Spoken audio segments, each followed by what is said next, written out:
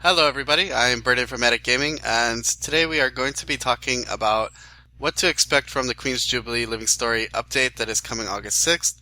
Now, I am going to break up this video into two parts. The first part will talk about the actual events that are coming with the Living Story and what you can do. The second part, I'm going to be touching on the core changes of the game that are coming with this patch. So it's nice to see that they're not just fixed on the temporary content, but they are also changing core parts of the game, and a few of the changes are pretty good. So sit back and relax, and let's get started.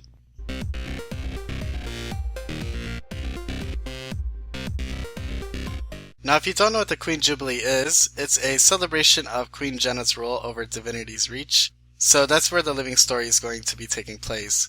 Now, if you've ever been to Divinity's Reach, you might have seen this giant crater in one of the sections of the city. They are putting in a gladiator arena called the Crown Pavilion, and this is where a lot of the events are going to take place.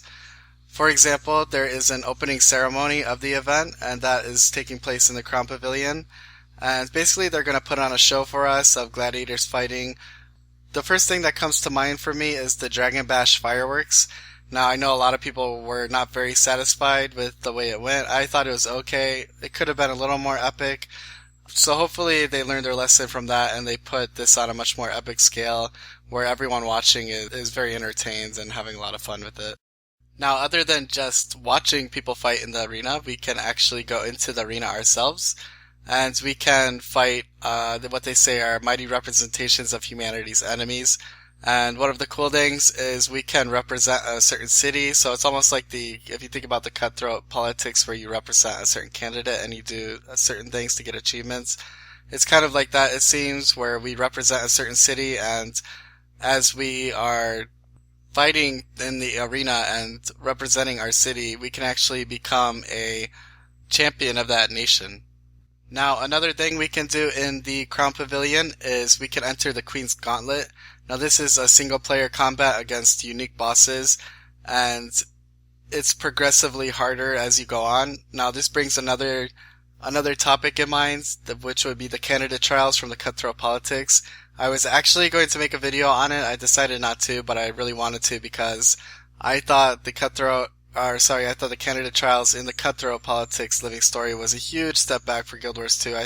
I just thought the whole system, I don't mind things getting progressively harder in tiers. I think that's a good idea, but the way they did the combat in the candidate trials was just god awful. It had absolutely no connection to Guild Wars 2 combat, and after going through the Aetherblade retreat and then getting something like that, I just thought it was a really big disappointment.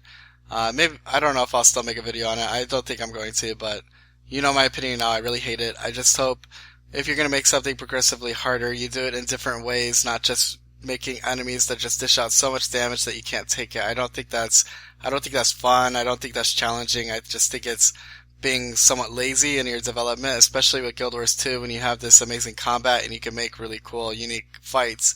I think if you make something like Candidate Trials, it's a really big letdown for your players. So I'm really hoping that they make these unique bosses more difficult as it progresses, but they do it in ways not just they're going to throw out just insane amounts of damage or they're going to just have insane amounts of health. And I just hope they use really unique mechanics along with those bosses. Now, along with the events in the Living Story, the Queen's Jubilee, we also have the new rewards. The new weapon set is the Sovereign weapon set. I haven't seen it yet, but as soon as I see pictures, I will update you guys on it, as long as they come out before the patch comes out.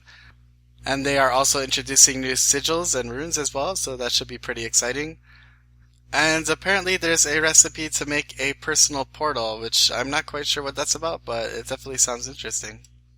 Okay, so now that we talked about the events and everything you're going to be able to do in the Living Story, celebrating the Queen's reign and fighting in the Crown Pavilion, I really want to talk about the core changes to the game that they're bringing into this patch. There are a few big ones, and a couple you could get excited for, but maybe there are a few you might not like, especially if you're a COF farmer. I farm COF sometimes, and this will definitely affect my farming in there. But overall, I just think it's good changes for the game. The first big one we could talk about is account wallet for currency. Now, I can't believe they're actually putting this in the game. I actually thought that they made us hold on to all the tokens and everything so that we would be forced to buy more banks, more bank space and another bag slot. But this is amazing. So every time you log on to a character, all of their tokens and everything like that will be deposited into this account wallet that holds all of your tokens, all of your fractals, everything. So you don't have to hold on to all that stuff anymore. There is now going to be a collectibles thing that holds all of that for you. The next big change will be in the PvP side of things, and this is the introduction of the solo queue and also solo ladders. Now, I've heard mixed reviews about this. Some people like it, some people don't. A lot of people are wondering how it's going to affect the actual team queues. But for me, I think that there's a lot more solo PvPers than there are actual teams in the game. So this is going to give solo people a chance to be competitive with each other. So it's not going to be just pre-mates versus solo players. So I think it's good. I think it's going to add the entry level to PvP. It's going to be a lot lower now. So a lot, if you're not very good at PvP or you're kind of scared or intimidated by it, you could go in anyway as solo. You don't have to worry about just getting stomped by just better pre-made teams. Now, I want to hear your opinion on that, so make sure you leave a comment below and tell me what you think about the PvP solo queue that's coming. Another huge change is the bonus rewards for dungeons. They're taking out all of the money rewards for killing bosses and the money reward you get at the end. Instead, they're putting it all in one, and you get what they say is 1 to 3 gold for every path you complete, and it's just a one-time reward for that day. So you can only do one path a day basically to get the reward. So there's no more COF farming where you're running through and getting like 20 silver from each boss and a little bit of extra at the end and whatever items you can sell. So this is actually going to force people to go down different paths for rewards, but they are rewarding you for, if you do a harder dungeon, they're giving you more gold. If you get 3 golds in a harder dungeon, if you make a team that can really tear through the content, you can, I don't know, maybe you could even make more money than COF, but probably not, because you could get through COF in about 7 minutes. So but this one's gonna cause the most controversy, especially with the COF farmers. They're not going to be able to do that anymore. So I'm really seeing how people are going to react to this. Me personally, I love it. It's a great thing for the game. It's gonna force people to get into all different types of dungeons. It's not gonna be just one dungeon. That's where you go to farm. I mean, if you complain about that, I don't know. Maybe you just don't enjoy the game anymore. I think not all of the vanilla dungeons are good, but there are enough to, do a few dungeons a day and get your money's worth. Again, this is something I want to hear what you have to say, so make sure you leave a comment about the bonus rewards for dungeons and how they're doing the new rewards in the comments below. Another big change that they're making as far as getting money in Guild Wars 2 is the champion loot. So, have you been to Ore lately and seen how empty it is? There's actually a huge reason for that, because they introduced the champions into the events. So if you go do a tunnel farm or something like that, you have these champions spawn, and killing these champions didn't really get you any good loot. It just took forever to kill them. So it really killed the farming in Ore. So now what they're doing is they're adding, every time you kill a champion, it drops a certain bag for a champion. So champions are going to have their own reward bags, and you're going to be able to get, rare crafting materials or, anything. You're going to be getting much better rewards for killing champions now. So hopefully that'll revitalize Ore. I don't know. Maybe even South Sun if people want to go there and farm, but I really doubt that. They just need to introduce a living story that blows up South Sun and just puts it out of its misery. Nobody likes that zone. Another change that's coming that I'm actually a big fan of, I've been calling for this for a long time, is the way they're going to be handling the spell animations in combat. So if there's a lot of spells kind of overlapping each other, they're going to start reducing the spell animations, just the details and effects of it, because it really starts taking away from the battle where you can't see anything. And there are fights, especially like I think of Devious Tessa or I don't remember his name, the first guy in Ascalonian Catacombs, where he charges up and does the pull. But if you have a lot of spell animations on him, it can be very difficult to see that, especially when you have to dodge something that's telegraphed to you.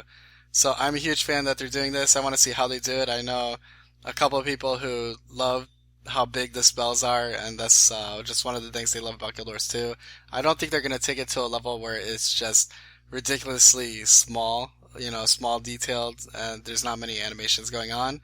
But I think they're just going to reduce it a little bit at a time and just really, maybe they'll just play with it and see what they can do to make the battle clearer, especially in a game like Guild Wars 2 where a lot of the skills have to be telegraphed and you have to use like dodges and things like that to avoid this damage. So you really need some more clarity when you're fighting bosses, I think. So that's one of the changes I'm really excited about. And another change that's coming is the permanent finishers. So if you PvP or even if you do events, you get like snowman finishers and things like that from Winter's Day. You would have just a PvP locker just completely filled with finishers, and it was kind of a chore to go and use your finisher for, and it would last like an hour. So now they're making, whenever you have a finisher, they're making it permanent. So you just choose which finisher you want, and you can use that all the time. You don't have to worry about refreshing it or things like that. But if you want to change it to a different one, then you just go, I don't know how they're going to do it exactly, but you just switch which finisher you're going to use, and then you use that one from now on. So you don't have to worry about going into your PvP locker or into your bank and grabbing your finisher, then using it. It's just permanent, so whenever you kill somebody and you stomp somebody, then that finisher is going to show up. Alright guys, that's mostly everything I wanted to talk about. There are a few more things as far as the events and the changes go. Something I didn't want to talk about too much, but I will put the link at the bottom. You should see it when you launch up Guild Wars as well. You could check it out and look at everything. But I'm pretty excited for the core changes of the game coming. The event sounds fun. I love gladiator style things. So I hope they do a really good job with this Queen's Gauntlet. They make the bosses exciting and the mechanics really great. And overall, I'm pretty excited. So we'll see how it goes. Living Story for me has been on a roll. They've been nailing a lot of the content. Again, I had somewhat of a dislike towards the candidate trials, but everything else in the cutthroat politics was amazing. And it really feels like the Living Story. They're really starting to build up some momentum. So I'm excited to see how they do for this event.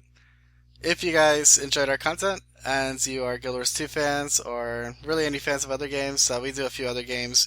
Make sure you subscribe and keep up with our content, and make sure you leave us a comment below if you have a question. Thanks guys.